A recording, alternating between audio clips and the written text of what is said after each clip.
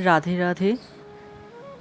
शादी के बाद उनके पिताजी जब यहाँ पर लेके आए थे तब आश्रम में एक पत्ते से भी मेरा पहचान नहीं था।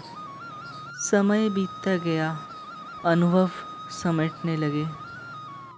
फिर गुरुजी की इस दास के ऊपर ऐसी कृपा बरसी, निहाल हो गए अंदर से और बाहर से भी।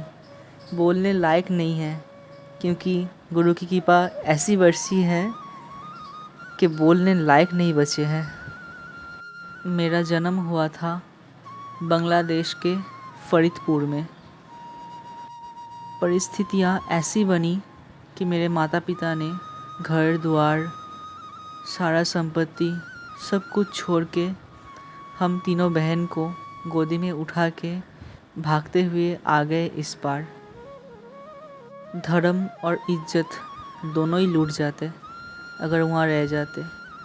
इसलिए मेरे पिताजी ने यही ठीक समझा कि संपत्ति जाए लेकिन धर्म ना जाए, इज्जत ना जाए। परिस्थितियाँ इतनी कठिन हो गई, एक टाइम के भोजन भी नसीब होना बहुत मुश्किल होने लगा। जैसे भी प्रकार होते होते जीवन बीतता गया, बड़े होते रहे, माता पिता भी गुज़र गए। छोटी दो बहनें, उनको पढ़ाते लिखाते, उनका दायित्व लेते लेते खुद का पढ़ना लिखना छूट गया। समय बीतता गया।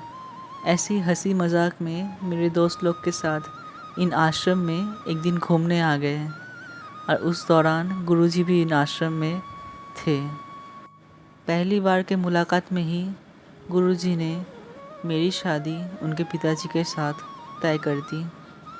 और हाँ, बोलना भूल गए थे, उनके पिताजी इन आश्रम पे 12 साल उम्र में ही आ गए थे, लगभग मेरे आने से 12-15 साल पहले। उस दिन के बाद मन में ऐसा डर बैठा कि मानो आश्रम के आसपास भी नहीं भटकेंगे। अगर पहुँचेंगे तो गुरु ने शादी करवा देगा। दिन बीतता गया, सुबह काम करते और शाम को आके बहनों के साथ समय बिताते और जो पैसा बचता उससे मूवियाँ देखते। उस दौरान वही मेरे लिए सब कुछ था। सिनेमा थिएटर में दिखाए गए वो वर्चुअल दुनिया ही मेरे लिए असलियत था। और इस बीच में आश्रम में जाना आना करीबन 2 साल से पूरा ही बंद कर दिए थे। उनका पिताजी गुरुजी से कभी कभार पूछ लेते, क्या वो लड़की मेरे साथ शादी में राज़ी होगी? और गुरुजी बोलते, थोड़ा समय ले रहा है, वही लड़की तुम्हारे पास आएगी खुद से शादी के लिए। क्योंकि पतंग जितने भी ऊपर उड़ जाए उसके धागा मेरे हाथों में है, वो जब आएगी तब तुम्हारे पास ही आएगी।